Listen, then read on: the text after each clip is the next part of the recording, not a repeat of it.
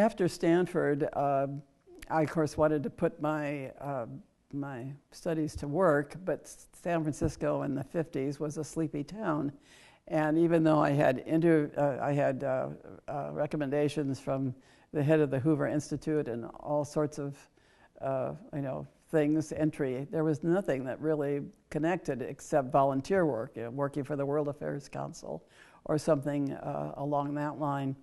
And I was very frustrated because we had rented a house on Nob Hill in San Francisco for 3 of my other Stanford friends, and we were looking for jobs, in order to pay the rent. And I walked into Crown Zellerbach one day just because it was a big corporation, and I found an instant hit in the sense that James David Zellerbach, who was the president of the corporation, was our ambassador to Italy at the time, and his son, Richard, was the acting chairman of the board in his father's absence.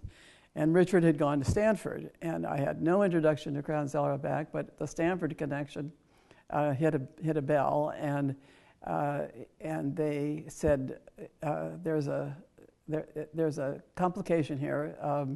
We would like you to meet Richard Zellerbach, but you should understand that he was born with a congenital birth defect and has absolutely no hearing, and he only communicates by reading lips, and he has learned to speak. The family sent somebody with him through Stanford, and he had a degree in chemistry, and he does speak, but it sounds like he has a speech impediment rather than a clear voice. And he said, if Richard can read your lips, you might have a good chance at the job.